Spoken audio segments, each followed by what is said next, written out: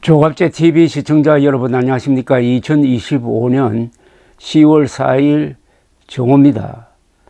요사이 이재명 민주당 정권이 검찰청 폐지를 결정을 하고 사법부를 거칠게 몰아붙이는 상황에서 한동훈 전 국민의힘 대표가 상당히 부각되고 있습니다. 법무부 장관으로서 이재명 당시 민주당 대표를 구속 직전까지 몰아붙이는 쪽에서 있었던 한동훈 전 대표가 작금의 상황에 대해서 연일 페이스북이나 언론 인터뷰를 통해서 공세를 펴고 있습니다. 여기에 대해서 민주당이 대응을 하는데 그 대응 논리가 좀 먹혀들지 않고 있습니다. 어떻게 보면은 한동훈, 이재명 제2라운드 대결이 펼쳐지고 있는데 한동훈 전 대표는 이재명 천동설이라는 말을 만들어내었습니다. 이 우주가 지구 중심으로 돌아간다는 게 천동설인데 이재명 천동설은 좀 민주당의 정치가 이재명 살리기 위한, 이재명 구하기 위한 걸 목적으로 해가지고 돌아가고 있다. 그런 뜻입니다.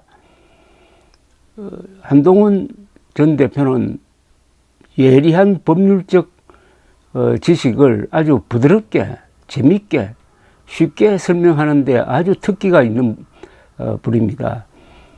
이틀 전에 SBS 김태현의 정치쇼에 나와가지고 한 이야기를 제가 소개를 해드리겠습니다. 한동훈 씨는 이렇게 표현을 했습니다. 지금 이루어지고 있는 이재명 대통령을 구하기 위한 사법제도 파괴는 저는 정말 경악할 수준이라고 생각해요. 모든 걸 부숴버리겠다는 거거든요. 이건 이재명 천동설이라고 불러도 될 만큼 모든 이유가 다 이재명 대통령을 범죄 수사와 재판으로부터 구하기 위한 목적에 초점이 맞춰져 있습니다. 이재명 대통령 유죄 판결을 막기 위해서 첫째로 민주당 정권은 대법원장을 숙청하려고 합니다. 그리고 둘째로 대법관 수를 정원하려고 합니다. 나중 재판을 생각하는 거겠죠. 세 번째로 헌법재판소에다가 재판소원을 만들어 가지고 사심제 만들려고 하고 있지요. 대법원에서 유죄 판결 나더라도 그거 뒤집겠다는 이야기입니다. 그리고 네 번째로 배임죄나 직권남용죄 같은 이재명 대통령이 걸려 있는 죄 자체를 없애버리려고 하고 있습니다. 다섯 번째로 법무장관 시켜서 검찰에게 공소 취소하라고 압박하고 있습니다. 마지막으로 이화영 등 공범들 입을 막으려고 이화영 수사진을 공격하고 이화영 사면을 주려고 이미 정지 작업하고 있죠. 저는 이 과정에서 정말 많은 국민들이 고통받을 것이라고 생각해요. 힘 있는 사람들은 이 과정에서 손해를 볼 거 하나도 없습니다. 힘 있는 사람들은 자기가 감옥 갈 확률이 드라마틱하게 줄어드는 겁니다. 그러니까 어쩌면 화장실에서 웃고 있을지도 몰라요.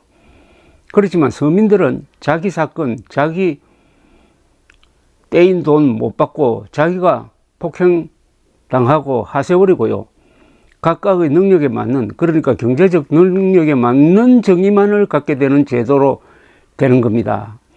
변호사들 제대로 선임하지 않으면 검사가 해줬던 일을 누가 대신해 주지 않아요. 대신해 주지 않아요. 한동훈 씨는 우리 국민들이 잘 모르는 일이 하나 있는데 검사들이 사실상 서민들의 변호사 역할을 했다는 겁니다. 검사들이 자질구레한 사건을 처리하는 과정에서 약자 편을 들어주었는데 이게 불가능하게 됐다는 겁니다. 그는 이어서 이렇게 이야기했습니다. 저는 이 이야기도 드리고 싶어요. 제가 이재명 천동설이라고 말씀드렸잖아요. 이재명 대통령을 구하기 위한 목적을 위해서 모든 세상이 돌아가는 겁니다. 배임죄 폐지, 무슨 기업 이야기하고 있지 않습니까? 기업의 수건이라고 이야기하고 있는데요. 그런데 민주당은 대표적인 반기업 정당 아니에요? 왜 갑자기 안 하던 짓을 할까요?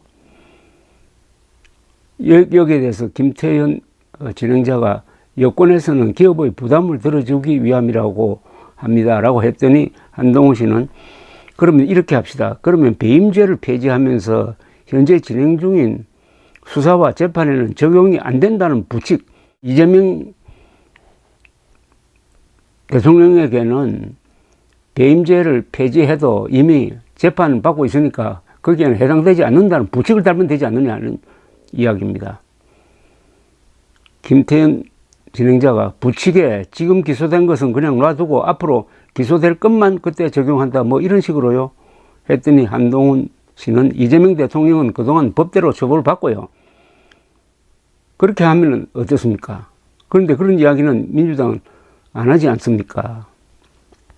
한동훈 씨는 이어서 사회적 강자들 입장에서는 사실 나쁠 게 없습니다. 그런데 이거 보십시오. 얼마 전에 보도에도 나왔는데 배임죄가 처벌하고 있는 내용들이 어떤 것들입니까? 어떤 기업이 있는데 기업의 대표이사가 자기 부인 이름으로 회사 만들어서 기업의 핵심 자산들을 사게 넘겨버린다든가요. 이걸 처벌 안 해야 됩니까?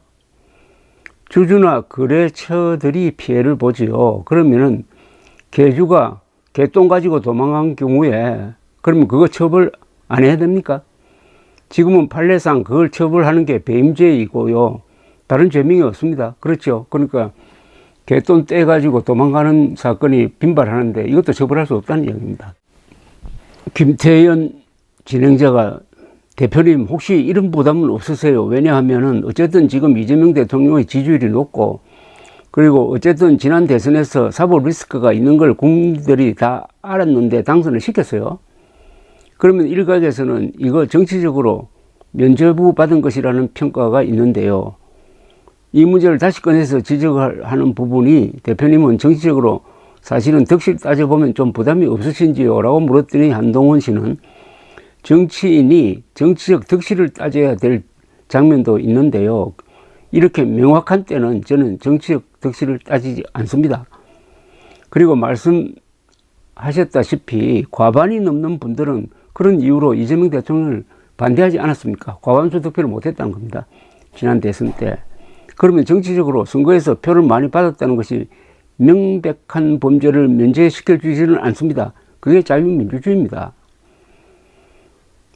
지금 이렇게 시스템이 망가지고 검찰도 없어지잖아요. 이런 시스템이 망가지면 정말로 국민들이 고통받게 될 겁니다.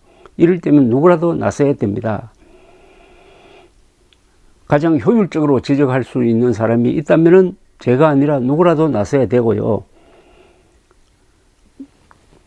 제가 보기에는 가장 효율적으로 문제를 지적할 능력이 있는 사람이 한동훈 전 국민의힘 대표임은 분명합니다. 한동훈 전 대표는 이런 생각을 가지고 있습니다. 조희대 대법원장이 전원합의체의 결정으로 지난 5월 1일 당시 이재명 피고인 후보에 대해서 공직선거법 위반 사건의 유죄 취지입니다. 유죄 취지의 파기 환송을 내렸다는 것은 어떤 의미가 있느냐? 헌법 제84조에서 재임 중인 현직 대통령에 대해서는 외환죄 이외에는 소추를 할 수 없다고 되어 있는데 이 소추에 재판도 포함되느냐의 여부가 쟁점인데 대법원은 재판은 포함되지 않는다. 즉 소추만 못할 뿐이지 재판은 계속할 수 있다. 현직 대통령에 대한 기존 재판은 계속할 수 있다는 법률 해석을 근거로 해가지고 파기환송 결정을 내렸다는 겁니다. 그렇다면은 지금 재판이 중단되어 있는 게 아니고 사실은 후속 재판 기일이 잡혀 있지 않는데 어느 날 이 공직선거법 위반 사건의 파기환송 재판을 맡은 고등법원에서 언제 재판을 재개하겠다고 한다면은 그걸로 이재명 정권은 무너진다는 겁니다. 재개하겠다고 하는 것은 그것은 자동적으로 벌금 100만 원 이상의 유죄 판결을 의미하는 것이고, 그렇게 되면은 당선 무효가 되니까 이재명 대통령도 대통령직을 상실한다고 봐야 된다. 그래서 재판 재개 결정 즉시 이재명 정권 종말, 이렇게 된다는 겁니다. 이걸 다 느끼고 있는 이재명 대통령과 민주당이 얼마나 지금 다급하게 생각하는지, 그래서 지금 전방위적으로 이재명 구하기를 하는데, 그러다 보니까 검찰청도 없애버리고 대법원도 저렇게 압박을 하고 있고 하는 이런 무리수를, 엄청난 무리수를 두고 있다. 결국 이것 때문에 한동훈 전 대표는 그렇게 생각하는 듯해요. 결국 이것 때문에 이재명 정부 또한 윤석열 전 대통령의 길을 따라가지 않을까 한다는 겁니다. 저는 다른 관점에서 윤석열 전 대통령의 몰락에 결정타를 준 것은 의료 대란이라고 생각하는데, 한동훈 전 대표는 검찰 대란이라고 할까요? 사법 대란이 의료 대란과 같은 역할을 할 것이다. 이렇게 생각하고 있는 것 같습니다. 이재명 살리기를 중심으로 돌아가는 한국 정치는 이 살벌할 수가 없는 거죠. 죽고 사는 문제니까. 감사합니다.